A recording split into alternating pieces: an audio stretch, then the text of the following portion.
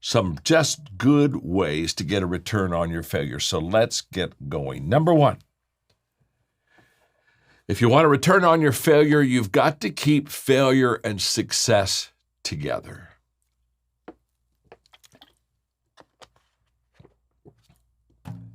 Let me explain. There's a tendency for us to separate failure and success. We say, okay, succeed. Hey, don't fail. You know, do it right. Don't mess up. And we take success and failure and we put them just wide apart, and we just basically succeed, don't fail. Succeed, don't fail. And success and failure were never meant to be separated. Success and failure are supposed to be side by side. They complement one another. Success needs failure, failure needs success, and if you separate them, they never either one reach their potential. Let me explain. For 40 years, I have had what I call learning lunches. This is just really simple. People are always asking me, John, gosh, how do you grow? Well, one of the ways I grow intentionally is literally, I have learning lunches every month. And I've done it for 40 years. And a learning lunch is very simple. I take somebody to lunch. I buy it. And the only qualification of the person I take to lunch is, they're bigger than me, better than me, smarter than me, more experienced than me, more successful than me, have more money than me, whatever. In other words, they're beyond me. So I take them to lunch, and I don't even eat. I have 7 questions, and I want to ask them these questions. So I've asked these questions hundreds and hundreds of times, and one of the questions I ask is, what's the most important lesson you ever learned in your life, and why was it important to you? Well, they start sharing with me what their most important lesson was. Now, I've asked this question to hundreds of people over 40 years. And every time I ask them, what's the most important lesson you ever learned? In that lesson, as they're talking to me about what they learned, they include failure every time. I have never heard a person when they said, well, the most important lesson I ever learned, and all they talked about was wins and victories and successes. Every time they talk to me about it, they say, "Oh my goodness, no! Let me tell you."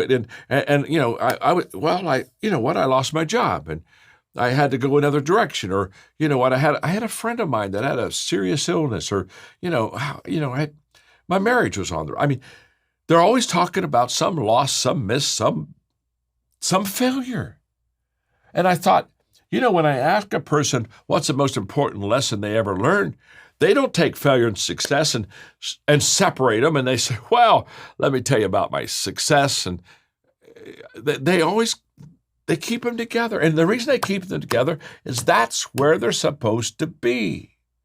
You got to keep them together. If you want to return on failure, you got to keep success close to it. Let me explain. Let's say I'm on a roll and I'm really succeeding. I'm doing really, really well. Okay, I'm hitting the ball. I need to keep failure close to these successes to keep me humble. Humility is such an important quality in a leader's life. And if I remove my failure and all I do is think about my wins, I'm going to get arrogant. And very quickly, you see the value of humility is it makes me teachable. You show me a humble person, and I'll show you a person that sits at the feet and asks questions and say, teach me something. Humility is essential to be teachable, and teachability is essential to grow. You can't grow without being. It's impossible to personally grow without being a teachable person. So I need to keep my failures close to my successes so that when I'm on a roll, I still have a sense of humility in my life. And by the way, when I'm over there and I'm not on a roll, I'm kind of losing and I'm missing and I'm having some failures in my life. I need to keep success real close to those failures. Because when I'm failing, if I keep success close to them, it gives me resiliency. Resiliency is a result of success staying close to failure, and humility is a result of failure staying close to success. Wow. Bill Gates is exactly right when he said, success is a lousy teacher. He's right. It's a lousy teacher. He said, it makes people think they can't lose. Well, why do they think that? Because they separated success from failure, and they don't live a real life, and they don't have honesty. And because of that, they don't get a return on their failure. I was just last week, Eric, I was speaking for a large leadership conference, and we were in Q&A, and I had a person ask me, they said, what is, this was just last week, so it was in March. They said, John, what was your biggest failure this month? Well, if it's a month, I've had several failures. I know that for sure. But I got a little frustrated myself because when they asked the question, I couldn't really pull one out really quickly. You'd think, well, let me tell you my biggest failure in the last 4 weeks. And you would think you could pull it out quickly, but I couldn't pull it out quickly. And it kind of bothered me for a moment because I thought, John, you've had several failures. Why can't you pick one out? And then it hit me. If they would have asked the question, John, in this last month, what was your greatest success? I'd have had a hard time picking that out either. Because you see, I keep success and failure together.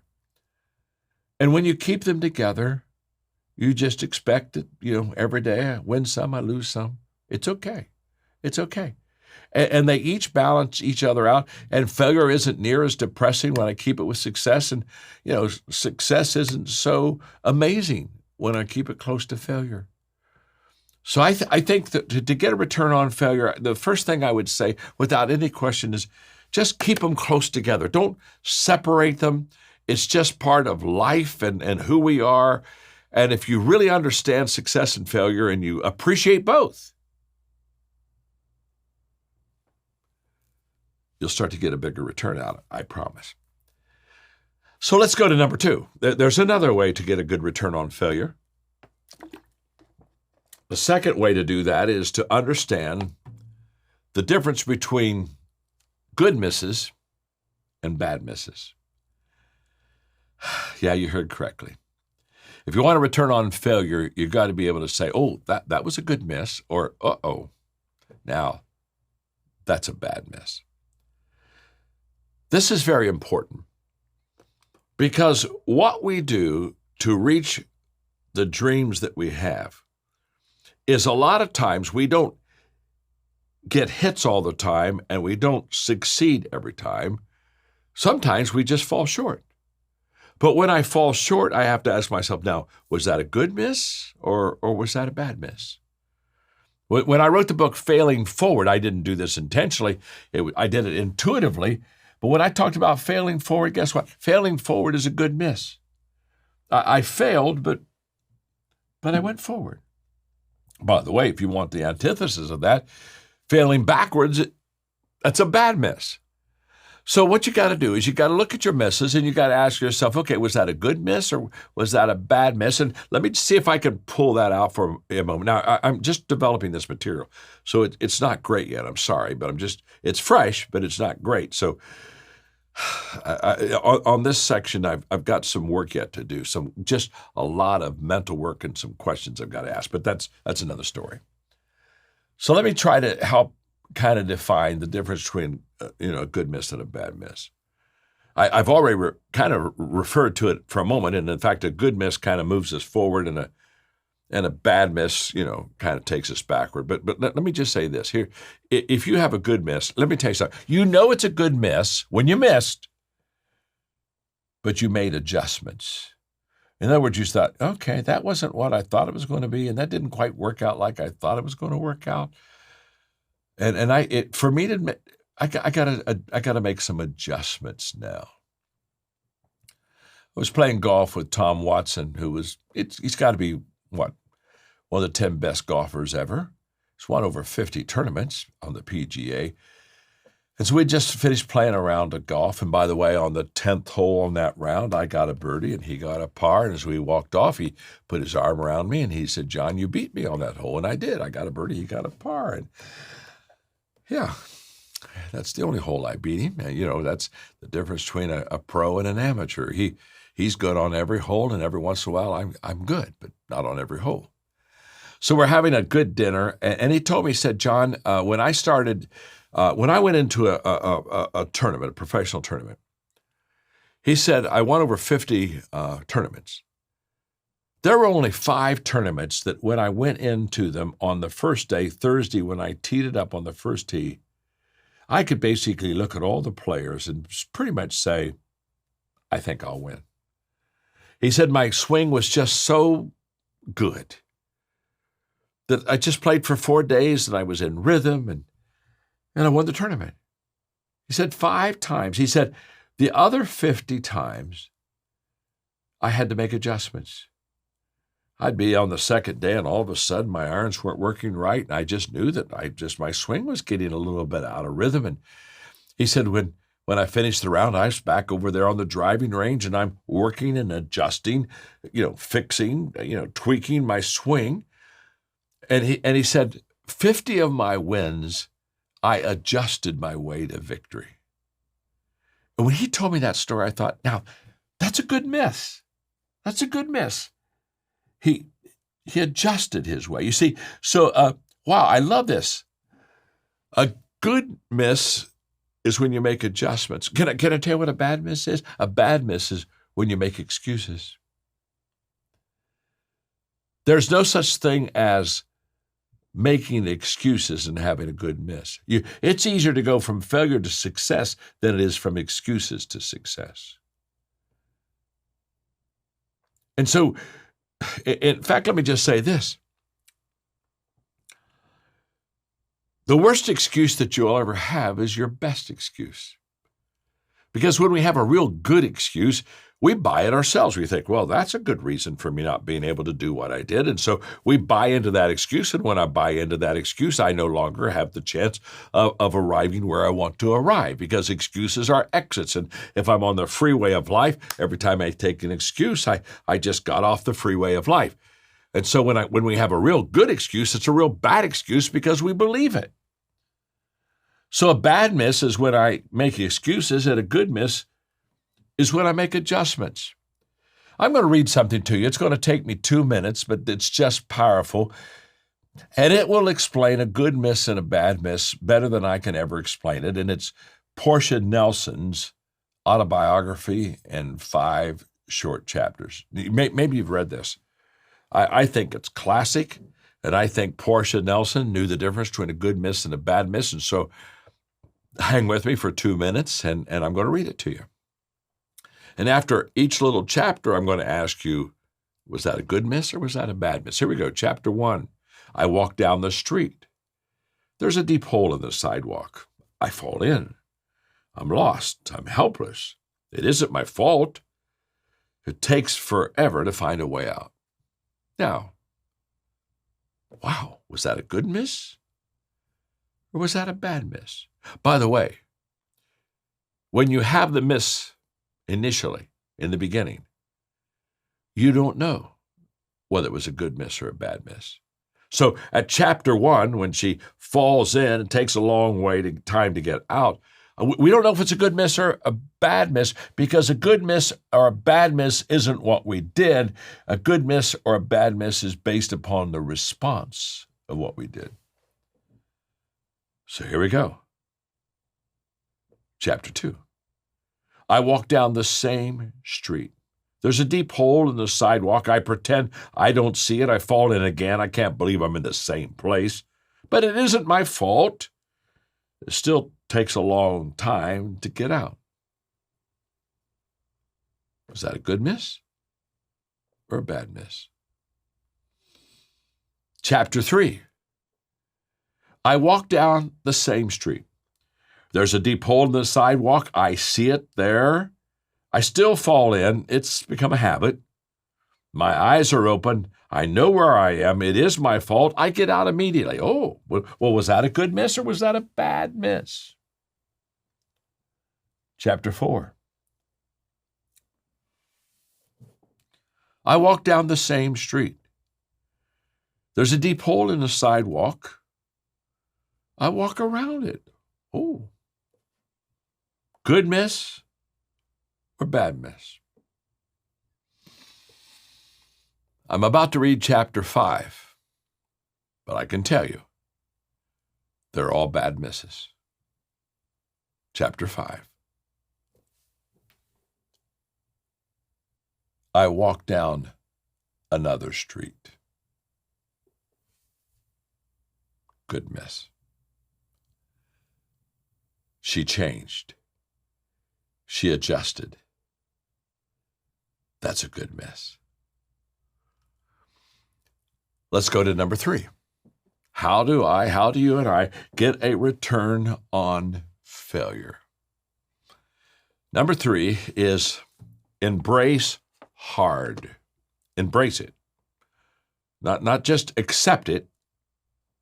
Not just say it's there. Embrace hard. There's a book I would suggest that you read if you haven't. It's a classic. It's an older book. I read it many, many years ago. It's written by a psychiatrist, Scott Peck. It's called The Road Less Traveled. Now, this is a book that made a profound effect upon my life. If you were going to go into my home office in the section where I have books that changed my life, you would see The Road Less Traveled. Now, what does this incredible man talk about when he gives us this subject, The Road Less Traveled? What I love about the book is when you go to the first paragraph, the first 3 words are the essence of what the book really is. The first 3 words of the book is, life is difficult.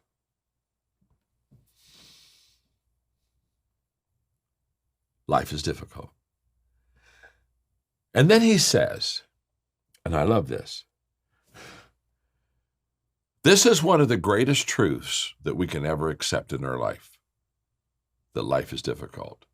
But the moment that we accept the truth that life is not easy, that it is very difficult, he said, the moment we accept the truth that life is difficult, it no longer becomes difficult because we embrace the fact that there's nothing quick, there's no sudden success.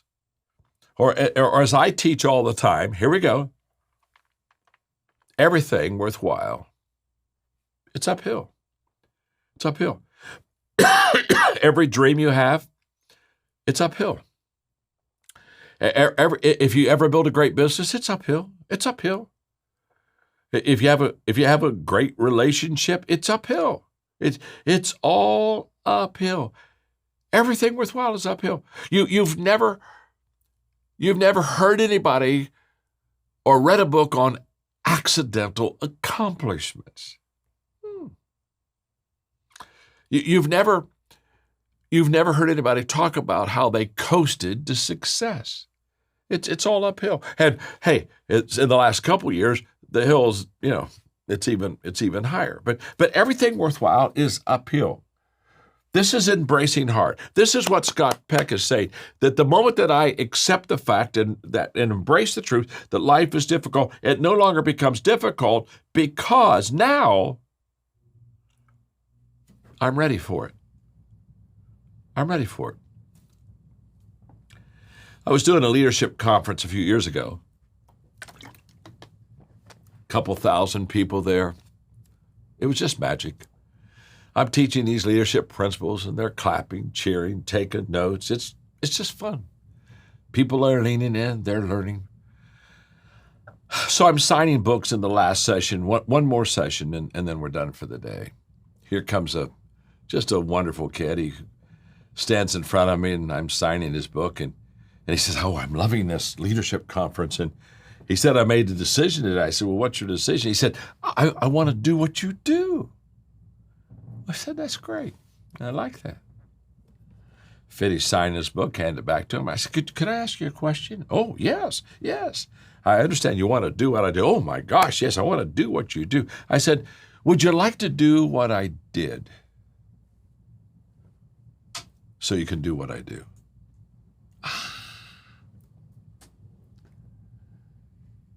It's the did that's the problem.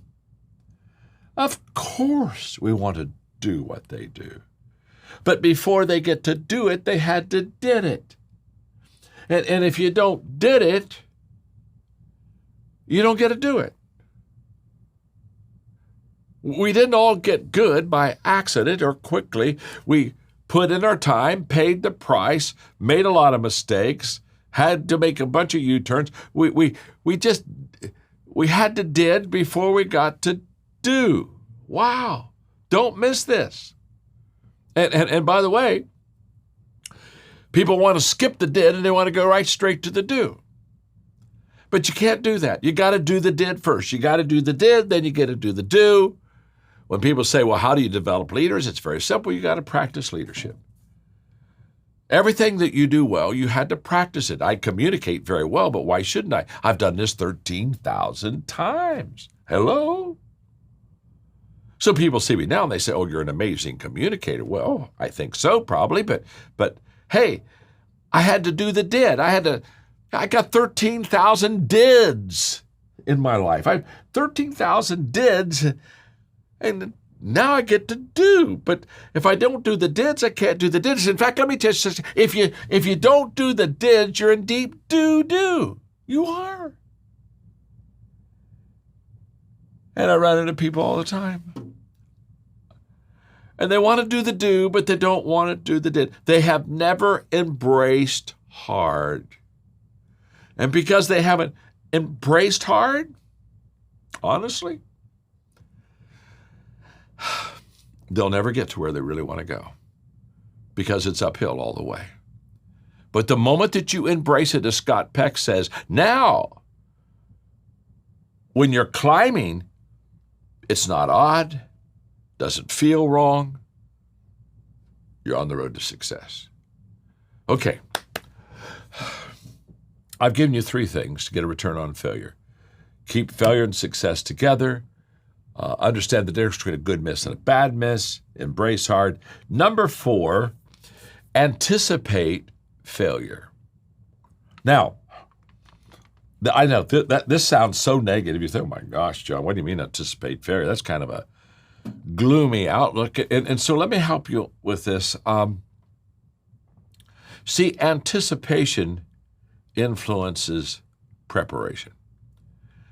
So if I anticipate failure, I'm going to build my life in such a way that I'm going to be ready for it when it happens, and I'm going to be able to work through it even quicker because I wasn't blindsided, I wasn't surprised. So yes, anticipate failure. Every time I start something new, I anticipate that there will be some misses, some losses, some mistakes, some failures.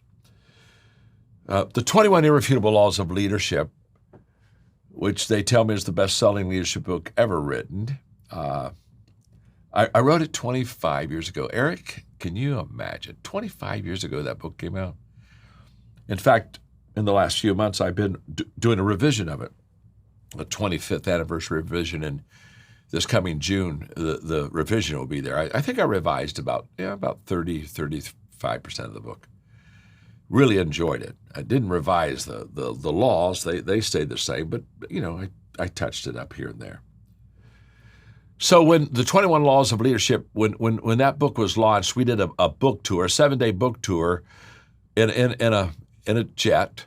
And we did 3 cities every day and started on the East Coast and literally went all the way across, finished in San Diego, 21 cities in 7 days on the 21 laws. By the time we were in San Diego, the book was already on the bestseller list, and for years it stayed high on in fact, it sells more books today than ever before.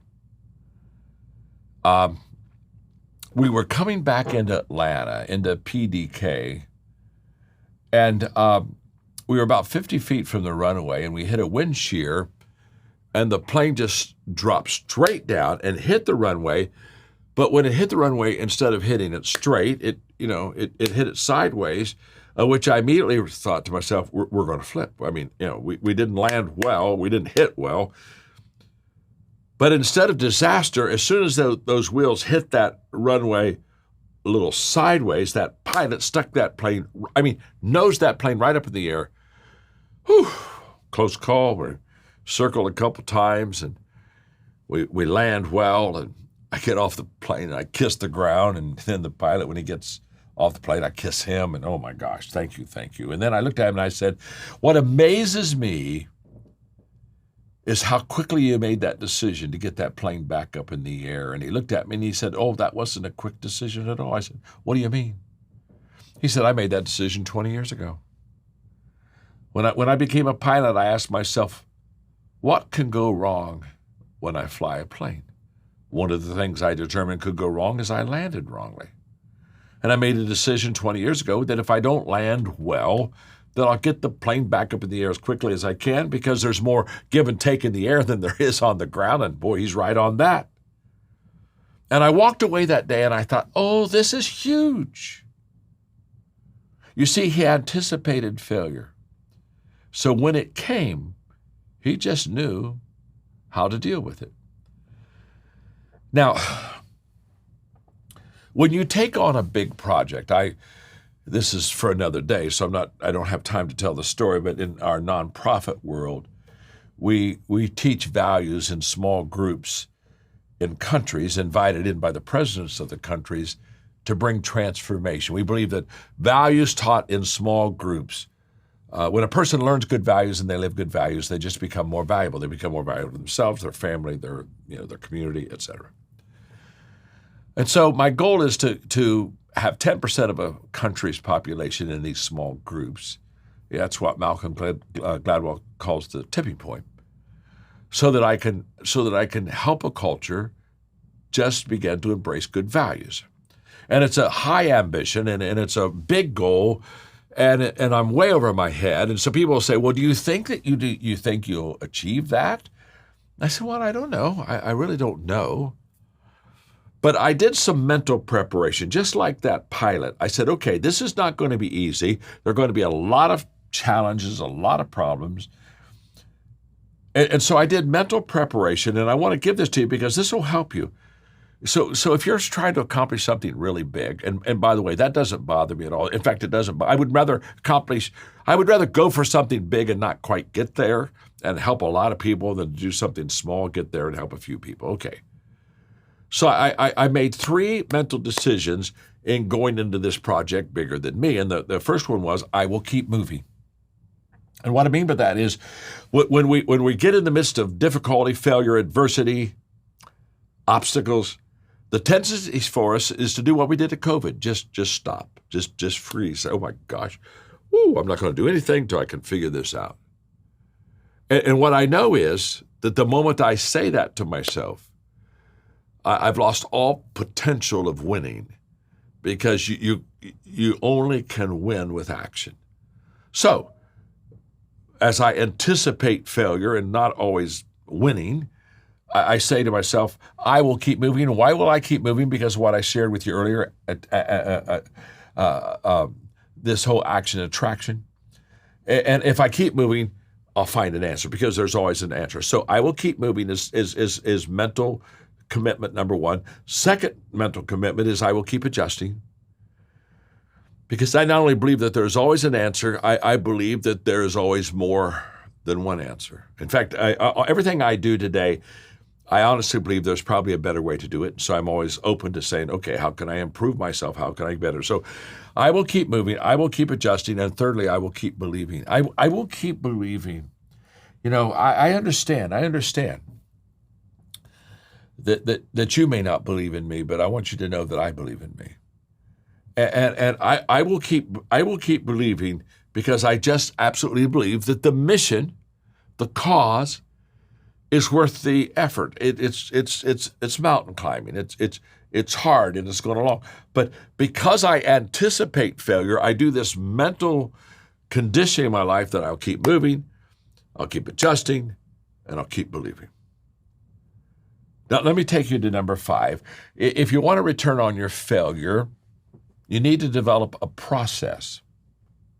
You need to develop a process to receive a return on failure. There's literally a way that you can just get a higher return on failure. And it's a process.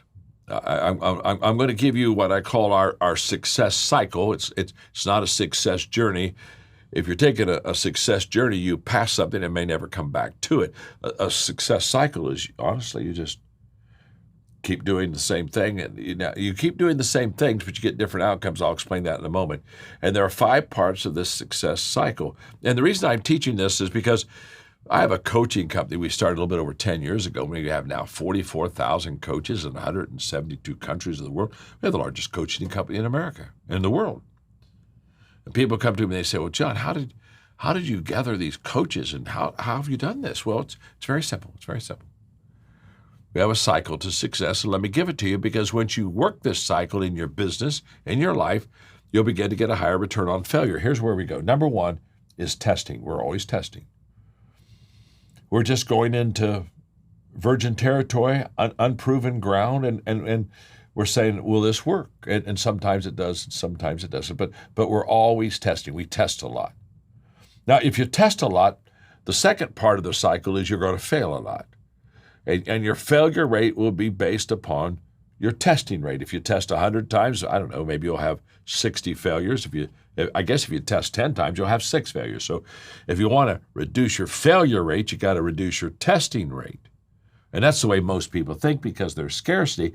But if you'll understand the cycle, you'll understand why I keep increasing the testing rate. So we test, we fail, and then we learn.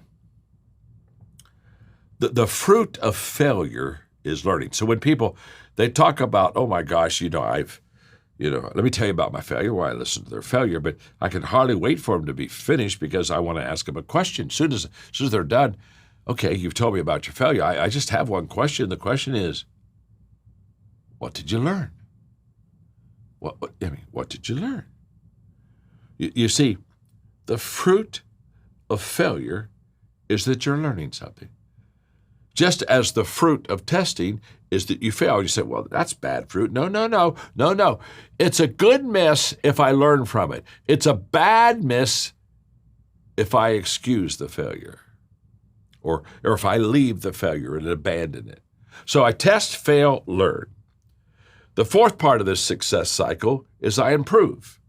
And the value of learning isn't what you know. The value of learning is what you do. Improvement is the reason that you learn. I'm not, of course, I want to know more, but it's not knowledge that's going to make me a better person, more successful. It's when I learn something, what do I change in my behavior? What do I improve in my life that's just going to make me a better person? So I test, fail, learn, we improve, and then we re-enter. And we don't re-enter until we've improved. In fact, if you just watch me for a moment, I'll show you how this cycle works visually. Test, fail, learn, improve. Now watch this. Re-enter. Test, fail, learn, improve. Re-enter. Test, fail, learn, improve. Re-enter. Test, fail, learn, improve. Re-enter. You can see what happens. When you do the cycle, if you truly improve and then re-enter, every time you get back to the cycle, and by the way, as soon as we re-enter, we go back to testing again. That never stops. But we keep getting better. We keep going higher. This is and this is the cycle of success. And once you have this process, then you're going to have a great return on your failure, because we are failing on purpose. We are testing, knowing that we'll fail, knowing that we will learn, knowing that we will improve, and then knowing that we will re-enter at a different level. That's a huge high return. The process allows you to get a high return on failure. So number 6, if I want to return on my failure, I need to encourage others with my failures. Okay, let's talk for a moment. When I was a young leader, and Eric, he spoke about my faith. For 25 years, I was a pastor, okay? And I was a good one. In fact, when I was 28, I had the 10th largest church in America. And in fact, I, as far as I know, I'm the first person to ever put on a church growth conference. I brought hundreds of pastors together. In fact, my first conference, I think we had about 1,000 pastors. And I said, I'm going to teach you what I know about how to grow a church. And so we had this conference, and it was 2 days, and I had 4 speakers, each speaker having a half day each. So on day 1, I had 2 speakers. Day 2, I was the last speaker the last day. Well, the first speaker got up the first day, and he just talked about, and he was very good, and he talked about all of his successes, and man, we were just clapping and cheering, and it was kind of great. Wow, he's really, really good. And so that afternoon, the speaker got up, and all he talked about was his successes. And I thought, I was hoping maybe we could do a little bit better than having just success, success, success, success, success. It's such a lousy teacher. That's what Bill Gates says. But the day was over, and people seemed to be satisfied. The next morning, now I was a young leader. I mean, I was 28? If I would have known better today, I'd have grabbed the speaker the next day and said, let me tell you what you can't talk about. You can't talk about success. We're starting to gag on it now. The next morning, the speaker got up, and he did success all day. And now I'm pissed. I'm just, oh my gosh, I'm worn out with success. So I excused myself. I went into my office, and I got my legal pad and my 4-color pen out, and I rewrote my lesson. And I said, and I walked out that last session on that day, and I said, we've had enough success. I'm gagging on it myself. And let me just say this. Anybody that ever talks about success, they have to be real. They have to be authentic. You got to talk about your misses, your failures. So I said, since you heard success from the 3 of them, I'm just going to tell you about all my failures, because I've got a bunch of them. And boy, I did a lesson called Flops, Failures, and Fumbles. And I'm telling you, I began to talk to them about all my misses and all my losses. And they're going into hysterics. They're listening to me. They're cracking up. And I just tell them, and I did this, and that was right. And they're clapping, they're cheering. And by the time it was all over, standing ovation. And I looked at them and I thought, what happened? And what happened is I realized then that if you want to impress people, talk about your success. But if you want to impact people, talk about your failures. And they identified with me, because what happens, you got to ask yourself a question. Do I want fans or friends? If you want fans, then make the gap as big as you can. And you're up here and you're amazing. And people down there, they're not so amazing, but they sure love you. And so you got fans. I don't want fans. I want friends. I want to close the gap. And the way that you close the gap is talk about your losses. I'm going to tell you right now, I think a big miss in direct marketing is you talk about wins and you don't realistically talk about losses. Honestly, if I was in some of your companies, I'd quit real quick. I mean, when I hear everybody talk about how successful they are and all the trips they're taking and the houses they have and the boats they got and all this other stuff, when I go out and I try to recruit somebody, or I go out and share the plan and I don't do well, I mean, all I've heard you talk about success, I have no one to relate to. All I can say is, they're really good and I'm really bad. And this isn't for me. And the next thing, I'm gone. I'm gone. And by the way, when people leave you, they're not going to raise their hand and say, I want you to know I'm leaving you. They just slip away. And after a few meetings, you say, wonder where John is. Well, John slipped away. Why did he slip away? Because you weren't realistic about your business. Honestly, you just talked about your wins. And if you talk about your wins and everybody on the team talks about their wins, here I am, and I had a loss, and I look and you know what the first thing I feel? I feel like I don't fit. When I heard Eric talk, and he said, make the net as wide as you can make it. Well, let me tell you something. If you just talk about success and you make that net really, really small.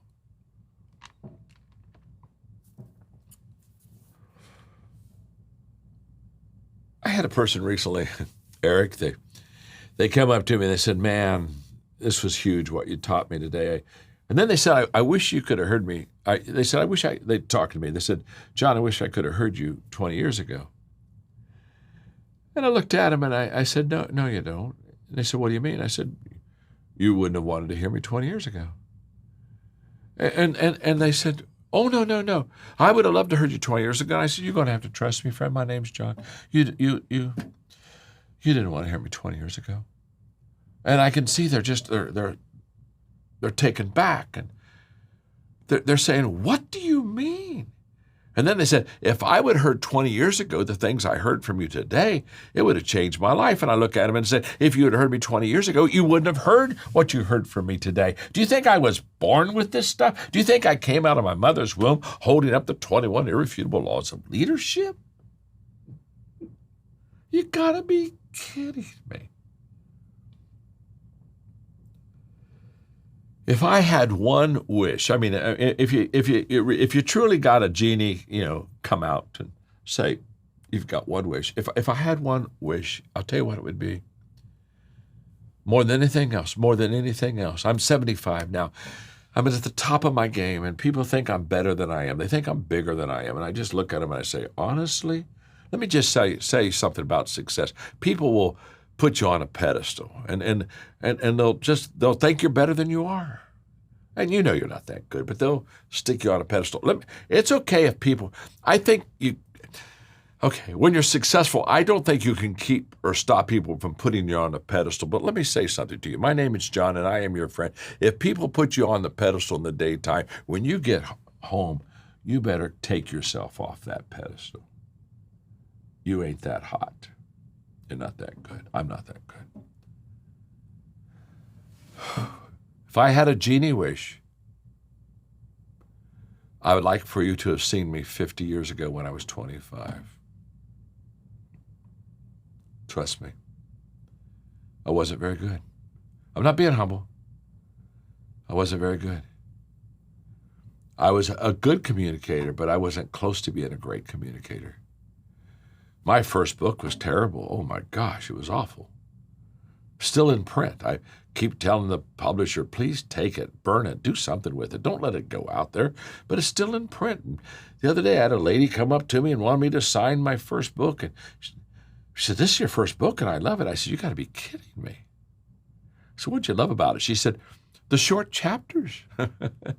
Yeah, it's about 100 pages. It's got 33 chapters. That's about 3 pages a chapter. And she said, how did you ever think about that? It's so, I love those short chapters. I said, lady. The only reason there's 3 pages per chapter is I didn't have anything else to say. In fact, some of the chapters are 2 pages too long. Come on. You see, I wish you could have seen me 50 years ago because I wasn't that good. You see, the way it works is this. In the beginning, when you start, you're not as bad as people think you are. But if you really do it consistently and you really do it over the years, you perfect and get better. In the end, when you're 75, you're not as good as people think you are. And I'm living the dream right now. People think I'm better than I am, and I know I'm not. But they think that because they see me now. Sure, you see me now, but you see me at the end of the journey. Consistency compounds. If you would have seen me at 25, let me say this. If you would have seen me at 25, you would be greatly encouraged. Trust me, you would be so encouraged. You would be charging hell with a water pistol. Yeah, you'd be so happy because you'd say, oh my gosh, I just heard him speak. He really wasn't that good. Yeah, you needed to see me on the front end, not the back end. So I've determined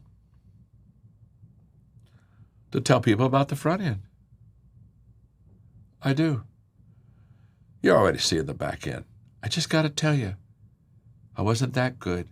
And the reason I want you to know that is because I committed intentionally to have a lifestyle of personally growing and develop myself on a daily basis. I achieved some pretty good stuff. But it takes time to do that. So don't be hard on yourself. Just trust me. Just trust me. It's okay. Consistency compounds, but it doesn't reward you at the end of the first week, the first month, the first year. fact, I laugh and I tell people all the time, if you really want to quit, quit immediately. I mean, quit like the first month because you haven't done anything yet. You haven't got anything to compound yet. But just understand, if you want to return on your failure, encourage others with your failures. And I do that all the time. I look at people, they'll tell me, I kind of messed up. I say, let me tell you about a big mess up I had. I can beat that mess up. The last thing I want to say, I'm sorry, I went a little long, Eric. I'll shut up here. The last thing on getting a return on failure is just understand this. The right response to your failure will give you character. So I close with this story. I was on an executive call with a CEO that is highly successful. If I gave you his name, every one of you would know him. And we're having a good call. It's an executive circle call, so I have about 50 executives on the call with me. And for 20 minutes, he's given me best practices, and then I pull leadership off of what he said, and then I ask him a couple questions. Then I open up for everybody else to ask him questions. And this guy was so good. And he talked a lot about when he was building this company, the misses and losses. I loved his authenticity. I don't think people want a perfect leader. I think they want an authentic leader. So when he finished, I asked him, I said, okay, when you look at your losses, your misses, your failures, let's talk about a do-over. If you could go back and do one of them over, which one would you pick? And I'm waiting to say, oh my gosh, if I had do-overs, there's 100 do-overs I'd like to have. I'm kind of waiting for that response. And his response just absolutely floored me. I didn't see it coming. He said, well, John, if you could give do-overs and if I could go back and do over my failures, he said, I choose not to do any of them over. I said, you have got to be kidding me. What do you mean you choose not to do any of them over? He said, well, I would leave them as they were. And he said, don't get me wrong, I made wrong decisions. I've hired sometimes poorly. I've got a lot of misses in my life, got a lot of failures, a lot of blow-ups. I got that. But I wouldn't do any of them over. And I said, why wouldn't you do them over? And he said, because every failure I had taught me a lesson. And out of that failure, I developed character. And if I went back and did them over, I would lose the lesson and I'd lose my character. And I'm not willing to lose either. So let the failures lie. I'm a better person because of it. That man knows how to get a return out of failure. What if we started seeing failure like we see our time and like we see our money? In other words, when we put money into, we're at the beginning of the year, when we put money into an investment, you know what we're after? A return on investment. When we spend time on something, we as leaders, we're always looking, what's the return on my time? What if we looked at failure as if it needed an ROF, a return on failure? If we realized that in every failure, there was this return that we could get. Now, John's now taught publicly in public settings 3 times this idea of a return on failure. In fact, the last time he taught it was in San Francisco, and he said, I'm going to write a book on it. So I'm not going to go deep into what John did there, but I'm going to tell you something that occurred to me when this idea of a return on failure hit me. What if we all realized that failure was a part of leadership? It's just it's a part of it. It's a part of life. It's a part of leadership. It's a part of getting better. Now we go into risk. We go into audacious dreams being chased with this concept. I'm going to fail. It's going to happen. What is going to be my ROF? What is going to be my return on failure? And then I came up with this idea, and John is going to take this and make it better too, I'm quite sure. But what if we looked at failure in 4 categories? What if we looked at it first as to get a return on failure, fail first? Now, I wish I could tell my 20-year-old self, hey, Mark, be the first one to fail. Right. I wanted to be the first one to not fail. Everybody else around me failed. Same. Let me learn from them. I don't want to fail. What if we said, hey, I want to fail first because I know that failure is the way to success. So therefore, the quicker I fail at something that's bigger than me, the quicker I can accomplish something that's bigger than me. Let's fail first. What if number two, we tried to fail fast? Hey, I'm going to get this failure thing and I'm going to get to it. So many times we're in the middle of failing, and rather than admit we're failing, we try to cover it up and prolong the failure. What if we just went, boom, Right. I'm failing? And we fail fast, admit it fast, and can get on with the lesson rather than prolonging the Yes. failure and living in the failure. Just fail fast. Thirdly, why don't we fail frequently? So many times I felt like, oh, I'm going to fail once in my life. It better be a doozy. Or that's the last time I'm going to fail. And we make these decisions as if a leader only fails once and then he grows up. She is Right. now wise and she failed and it will never happen again. Well, it's not worked like that for me. If it has for you listening and watching today, kudos. Good So on I you. think we need to realize along the path of leadership, failure is going to happen, but it's going to happen frequently if we're trying big enough things. And then the final thing, this comes straight from John, is fail forward. Never fall backward, never fail and retreat, but fail always with anticipation that there's something big around the corner. So yeah, to answer your question, I wish my 52-year young self, yes, I said young, could tell my 22-year-old self, because I thought I knew everything as a 22-year-old, that, hey, it's okay, you're going to fail, just get a return on it. I think life would have been a lot better.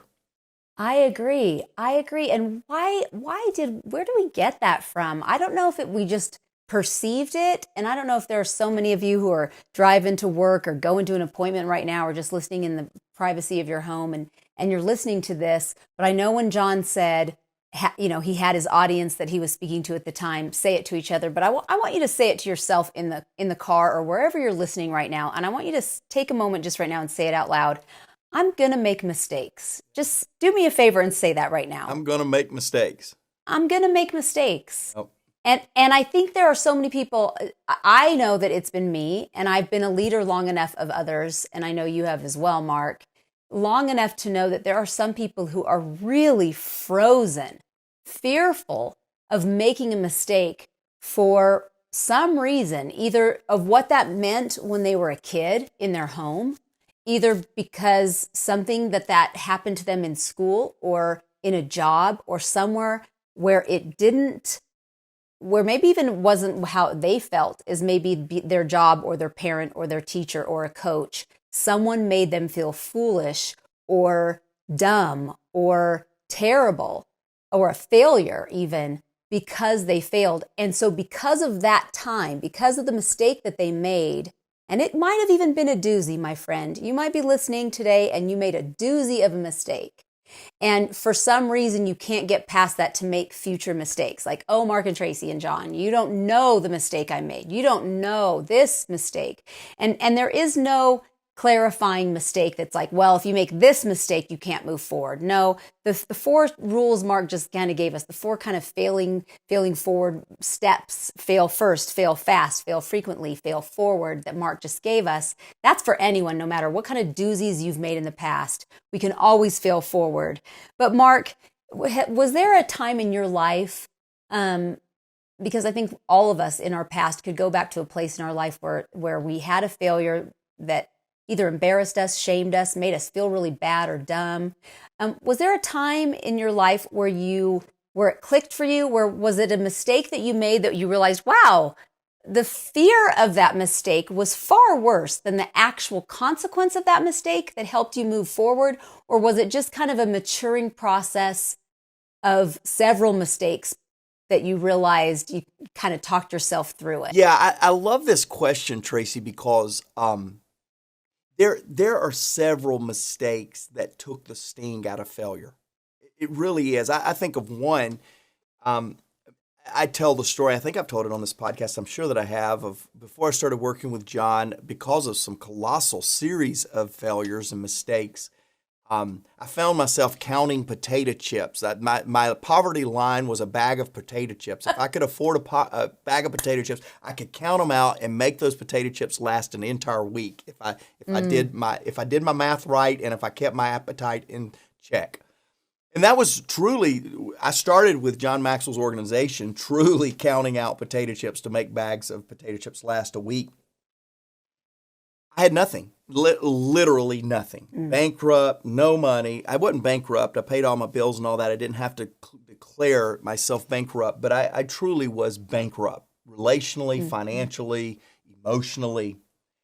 And I've come to realize that money and having money in the account is nice, but it is not essential.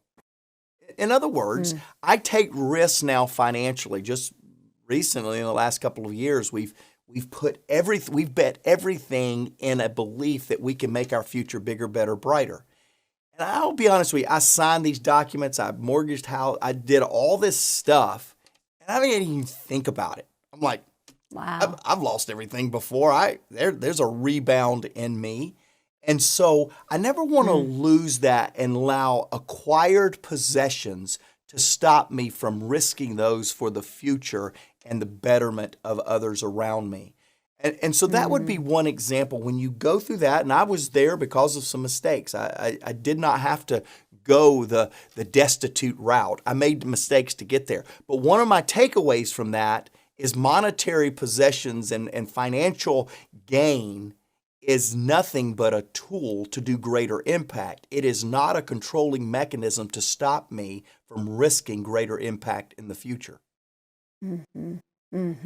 I think it's critical to point out here, crucial to point out here to our listeners. I think they can hear you say that and think, maybe they're assuming. I'm going to make an assumption here. You might be listening and think, oh, Mark Cole can do that. He has the means to make those big steps and mortgage his house or buy all in and not think about it because there's a big safety net underneath there. But what you're saying is you have actually taken away the safety net when you do those things. You aren't leaving a little safety net. You are going all in on something. And these are big deals and big all-ins. And you don't just wake up one day and you get to go big all in. It starts in the potato chip counting days when you don't have a whole lot and you go all in, when there isn't a whole lot to lose, but you're kind of saving your face, saving skin, saving your reputation and what your parents might think or your family might think or your reputation. And those little steps that you took back then when you didn't have a lot to lose, but food for the week, built your security, your confidence to where you can get to that place today. So I think there are probably listeners who might downplay those risks that you take to go all in. And I don't think we can do that fairly without understanding that it's been a whole process to get you there. So I'm thinking now, let's say we have people who, let's flip it a little bit. Maybe they're leading people who are frozen with the fear of making mistakes. And if they don't know their people well enough, which it's really important that we know the people that we lead, they might not understand what is holding them back, those fears that are maybe rooted in childhood and rooted in something in young adulthood that have them, gripped with fear from making a mistake in their professional life. So can you talk a little bit to leaders who are leading people who, or maybe a whole group of people in their organization who are gripped with fear and who aren't taking necessary steps or risks in their professional lives that are necessary in order for the team to move forward? How does a leader move the team forward if they're gripped with fear of mistakes? I think that you really got to grasp what John's saying in point number 2. Don't make the biggest mistake of all, which is doing nothing.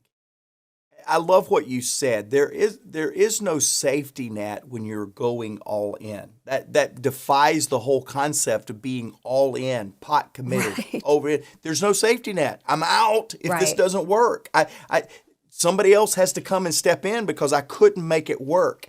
And I think that we've got to get that mindset because oftentimes we risk what we can manage rather than risk what we can't manage. And when we risk what we can't manage, that's all in, and that's making a decision. I'm not going to sit here and do nothing. And that I think that's the biggest thing, Tracy, to capture in this lesson is what is it? John, in the middle of this lesson that he's talking right now, he said he was asked the question a long time ago, what would you try if you knew failure wasn't an option? What a great question. Remember that? You've been asked that question. It's one of those questions. What's the 2 greatest days of a person's life? It's one of those rhetorical questions we've heard over and over again. What would you risk if you knew failure wasn't an option? Or what would you try? John said, I've got a better question for us. What would you risk if you knew failure was going to happen, but you would learn from it? Oh, so there's something so big that I can go in and calculate.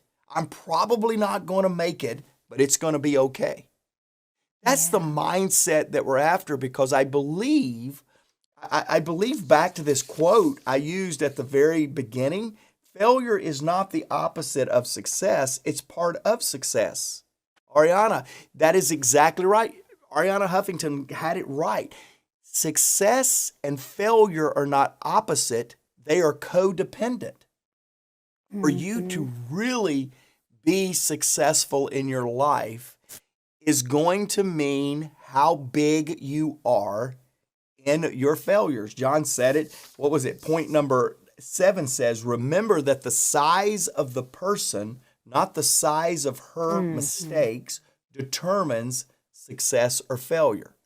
Failure is not failure if you become better in the middle of it. Or failure is not final if you become better in the middle of the experience.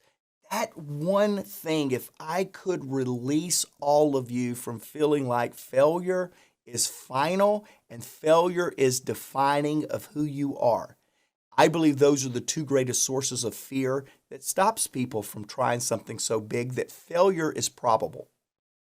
I agree. Well, I will let you close this out, but I just wanted to give one more encouragement to our friends, whether you're watching or listening. You might be having your mind blown a little bit and a little bit of fear is creeping in. Like, dare I believe this? Dare I trust John enough to take me to this next place? And I just want to encourage you, his last point was allow your mistakes to take you to the next level. Let your attitude about your mistakes, forgive yourself, leave it in the past. It's in the past. Leave it there. Don't carry it into your future, friends. And let this be something that really, your attitude, let it determine the altitude of where you go, friends. We're for you. So many of you, thanks, Tracy. So many of you are listening to this and going, wow, when's John's book on return on failure coming out? I need that. And guess what? You're going to have to wait. But I know out of literally thousands of new listeners and viewers every single week, I know that there's new people out there to John's world. And there's a book that he's written on this that I believe will really help you. One is, it's right behind Tracy right there. She's got it all set up for us. But it's also this book I'm holding in my hand. Sometimes you win and sometimes you learn.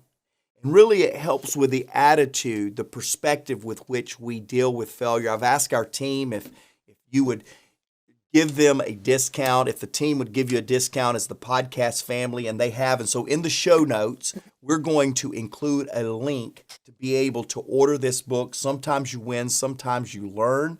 We're going to give you a 15% discount when you use the keyword podcast. So make sure that you put that in there for the discount that you will receive. I will tell you, I would recommend you buy a half a dozen, and resource your team with a perspective, especially those of you that are trying audacious, BHAG things in 2022. Get your team to understand failure is not final, and that's the way to do that. There's 2 other episodes that I want to encourage you to listen to and point you toward that will help you with the same subject matter. One is Redefining Failure. It's a podcast we did not too long ago. And then the other is Failure is Not Final. Both of those podcast links can be found in the show note. And really, here's what we're trying to explain to you today. Our standout statement is this: fail forward. Make something happen that is so big that when it doesn't work out exactly how you want it to, you're big enough to stand that test. Hey, we have always, over the last few weeks, we've been highlighting listener comments or listener questions, and today is no exception. Your feedback, your passing the podcast along to others is the fuel that gets Tracy and I up on days like today, excited to come in here because we see and sense and smell and taste and can actually experience impact that's happening. I do want to just camp out for a minute on chasing failure. Sure. Talk to me about your journey and how that brought you to become a scholar of failure. I don't know if that's a compliment or not, man. You're a scholar Right. on failure. Right. But let's talk a Right. little bit about what led to your great insight on failure. Yeah. I grew up believing that failure is not an option until I started meeting successful people and realized, well, they've all failed. So apparently it's an option. And my wife and I, we got to go on a couple of different TV shows because she told a friend that she thought it would be cool to get engaged and married on the same day. I had no idea what that meant. So I guessed and began planning a wedding behind her back over the course of 2 years. And so June 7th, 2013, I get down on one knee. I say, Amanda, will you marry me? She says, yes. I said, just kidding. Will you marry me today? Open up a lounge room door, about 85 of our family and friends standing in there with the sign that says, today. We were engaged for a good 11 hours, made a documentary about it. It went viral. And so we get on a couple of these different TV shows, on the Queen Latifah show. And my wife surprises me by getting me connected with Kobe Bryant. And I absolutely lost my mind. And I played ball in college. And so huge NBA fan, huge Lakers, Kobe fan. And so I get an opportunity 3 months from the recording of the Queen Latifah show to meet Kobe Bryant. And so I'm like, man, if I'm getting ready to meet Kobe, I need to be getting ready to get in the league. And so there was this, well, Ryan, you're 6'3", you play ball in college, but there are levels to this thing. And so can you really, make an NBA squad? Can you make a G League squad? And so for me, I just thought, man, you know what? I probably can't. So why not just hang that up and just go meet Kobe and be a normal person? But then I thought, man, here we are doing the thing that leaders do all the time, which is talk themselves out of their best ideas. And this was the day I said, you know what? Why don't I talk myself into being brave today? And so that day I started a second documentary called Chasing Failure, where I said, man, what if I get in the ring with failure? Let it give me its best shot. I'll give it my best shot. And let's just see what happens. And so I reached out to about 5 NBA teams and just said, hey, would you let a complete stranger work out for your basketball team?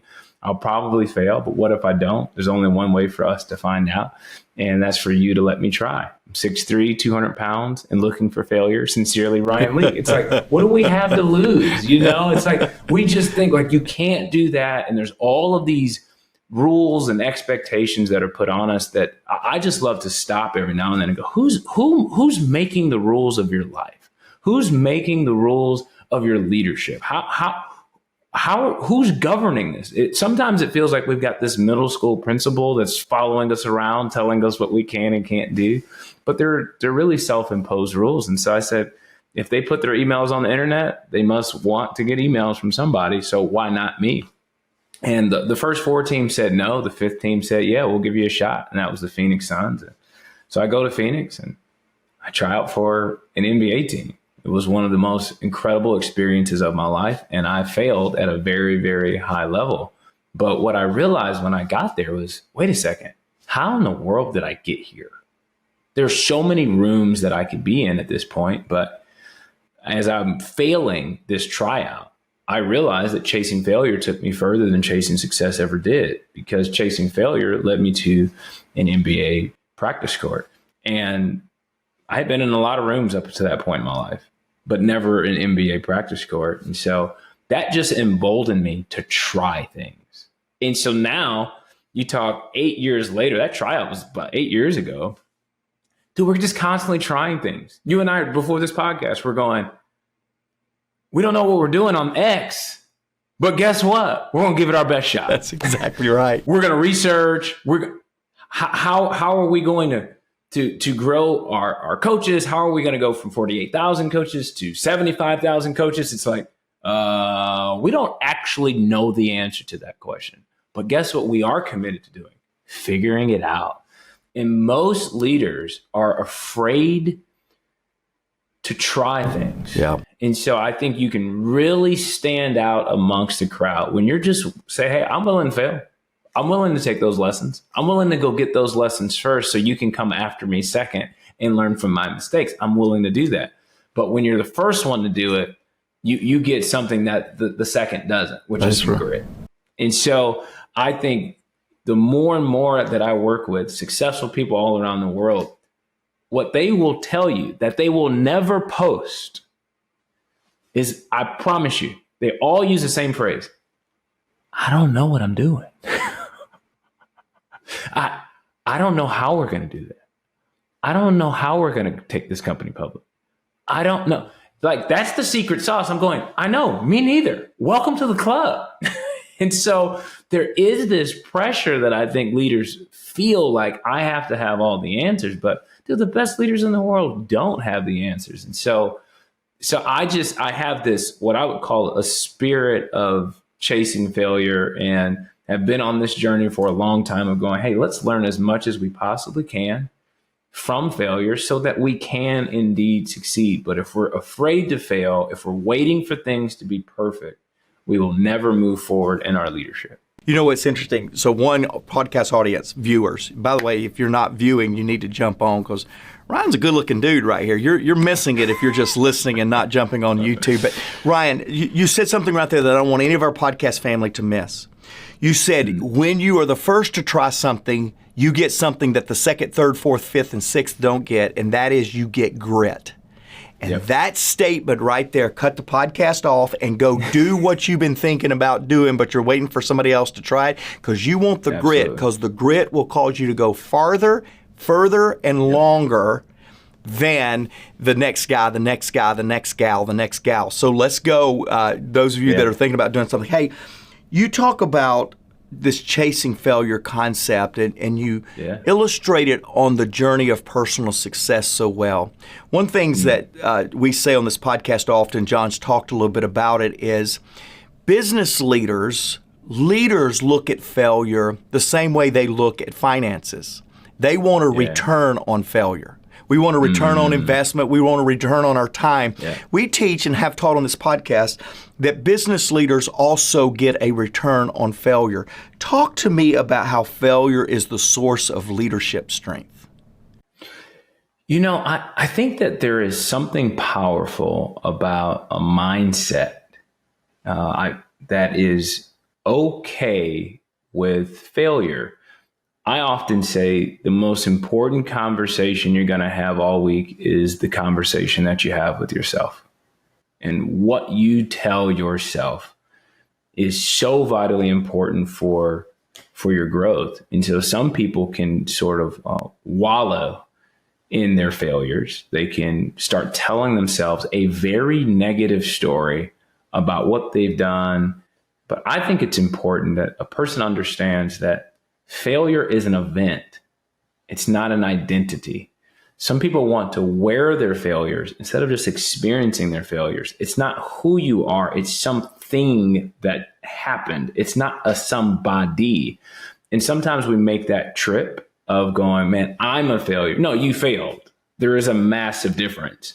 And so I think for a leader, whenever they drop a ball, they have to immediately have the correct conversation with themselves, because they could say, man, I've made so many mistakes. I've destroyed it all. Well, did you destroy it? Or do you have the mindset of, I'm rebuilding? I'm rebuilding it all. I'm already making my comeback. I'm going to make sure that I took great notes on the mistakes that I made. I'm not saying you didn't make any mistakes. I'm just saying you need new language for your leadership. You need new language for how you're going to start talking to yourself if you're going to be the kind of person that moves forward. The best thing that I've learned from John Maxwell is simply perspective. his perspective on leadership and situations and people. What impresses me the most about John is the amount of people that other people have deemed failures. He's looked at and said, I see potential. So I'm going to invest in that person. I'm going to show up for that person, and let's see what we can get out of them. What is that? It's just a mindset. That's all it is. It doesn't change what somebody did. It doesn't change even who someone is, but it does change their mindset of going, I want to be the kind of leader that says, you know what, this is going to be a strength of mine in managing my failures, but then managing other people's failures is where it really gets very, very, we talk about exponential impact. When you're able to look at somebody else's failures and show up for them and give them the right language to have, I think you're stepping into a really great leadership space. You know, what I love about you and John is your ability to span different, we call them streams of influence or different domains of influence. And so I mean, you write, you speak, you coach, you consult, you do films, you make films. And by the way, I said this earlier, but if you want to see more about what all Ryan's doing, go to ryanleak.com because you will be impacted just by visiting the site. But Ryan, you've done that much like John. John's speaker, writer, communicator, consultant, coach. He's done all these things, and somehow you two have figured out how to create a thread of influence, impact, of messaging that connects all of those domains or all of those sphere of influences. Talk to us. We've got podcast listeners that come from all those different domains. How did you create a thread that connected all that you do? What a great question. I believe something that I learned a couple of years ago. I was at a conference. I was listening to a speaker that I didn't think was very good. I actually thought it was boring. I didn't just think it wasn't very good. I actually thought it was very bad, if I'm being honest. But yet there were people in the lobby that were going, that was the best speaker I've ever heard in my life. And I went, we need to get your ears checked. What is happening? Like, how in the world could you think that was? I'm like, you just may not listen to a lot of speakers. I don't know what it is. But I realized something that day.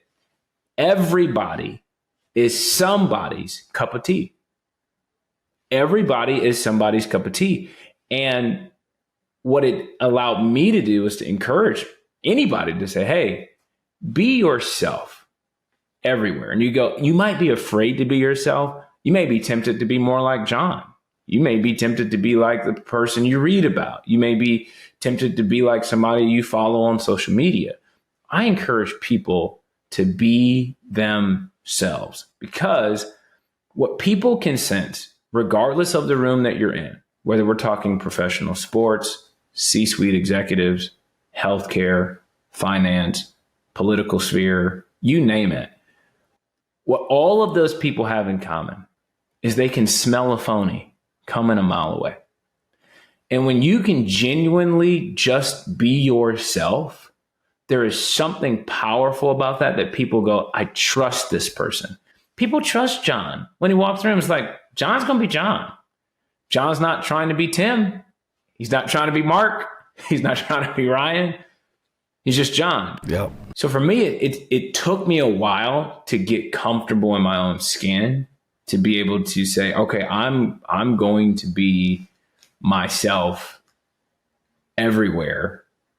It was a journey, but I think that allowed me to just be authentic everywhere I go. I just did a talk this past week for a good friend of ours, Conway Edwards. This was the first time I was speaking for his organization. And so I'm thinking, all right, man, chasing failure. Here we go. He's like, nah, I don't want you to speak on chasing failure. Okay, we can move on to my next book, Leveling Up. He's like, nope. I'm like, well, what about one of my old books, Unoffendable? Like, this is my first time in front of your audience of 12,000 people. And he said, nope, I want you to talk on parenting. Conway, why, what? Can we talk about this? He goes, no, I think he'd be excellent at it. And he's Jamaican, right? So he's got his Jamaican accent going, I think he'd be great at it. I'm like, Conway, dude, there's so many other things that I have expertise on that I would love to share with this rather large audience. But there's something powerful about talking about your weakness. Yeah. To be able to stand before an audience and go, hey, I'm not here to give you parenting expert advice. I've got an 8-year-old and a 4-year-old, which means I'm at about a halfway point of their adolescence for my 8-year-old. So, hey, I'm not here to be the expert, but I'm going to tell you what I'm learning as a parent right now.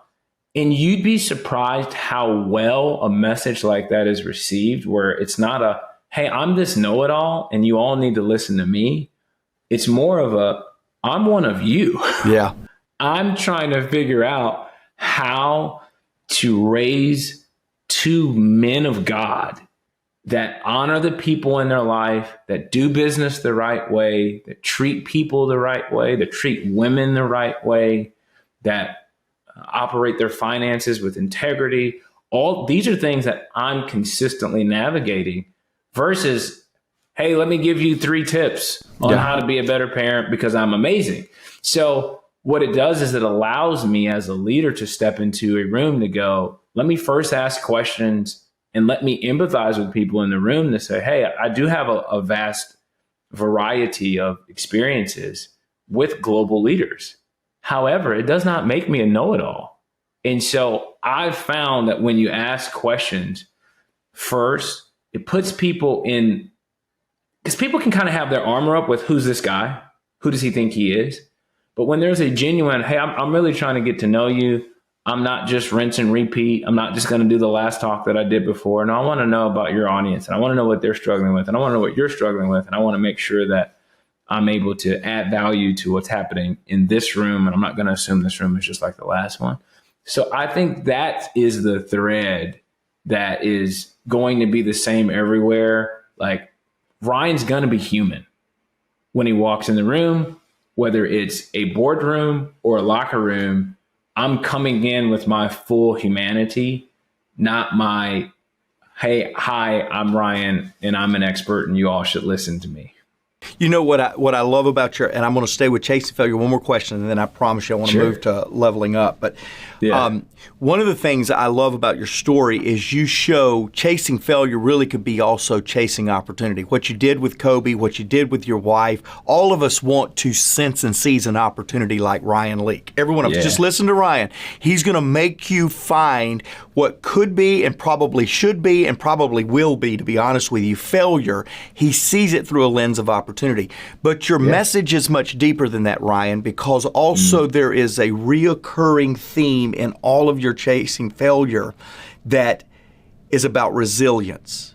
And before we leave chasing failure, you're brilliant in your resiliency. And I'm telling you, I work with corporations all around the globe. I work with leaders right now, post-COVID, that are dealing with the fact that people are not resilient anymore. So before we leave chasing failure, how do we turn adversity into a transformational force by allowing resiliency to drive the leader's day? I think that was very well said. Resilience is absolutely required for the future. There is no version of our future that does not require resilience. There's always going to be a setback. The world is constantly changing. Are you adapting with those changes or simply getting mad that it changed? You can't do both. You need energy to do one or the other. And so I've just decided as a leader, I'm moving forward. The good old days are gone. 2019 isn't coming. People love the glory days, the BC days before COVID. They're gone. And so at some point, we have to move on. There are economists that are predicting a global depression in 2030. Election season is around the corner here in America. All of these things can shake somebody's foundation. But I think the most important piece about resilience isn't just having it, but planning it. Wow. I've already planned on being resilient in an election year, regardless of how an election goes. Excellent, I've already planned on what my mindset's going to be in the future, because I'm not going to be caught off guard by people being mad at each other in an organization. Like, some people allow chaos to take them by surprise, and they're like, oh my gosh. And so now you're being a reactive leader. So there's a fire. Oh, let's go get the water hose. No, proactive leader. Hey, let's make sure we've got hoses everywhere. Hey, let's make sure that people are fireproof, that people are ready for things to burn. You want to know why? Because that's called life. And that's just how the world works. And so I plan on being resilient because I know there are going to be setbacks. Yes, some people say that another pandemic is coming, which means, as a person that does live events, that could change things for me.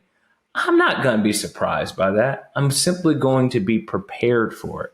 When you're prepared for chaos, you don't have to be scared of chaos. So for us, we're just prepared. We are literally planning resilience for the future. And it's very important as a leader that we continue to be the adult in the room, because kids are going to freak out whenever there's chaos. But the leader has to be the adult in the room that says, hey, we're going to be okay. Sometimes we're going to take some hits, but we have to continue to get back up. There will be budget cuts. There will be times where a staff member tells you they're there for life and then they leave the next week. Prepare for it now. Prepare for people to lie. Prepare for people to steal. These things happen, but I've already made up my mind what kind of leader I'm going to be in the future before it happens.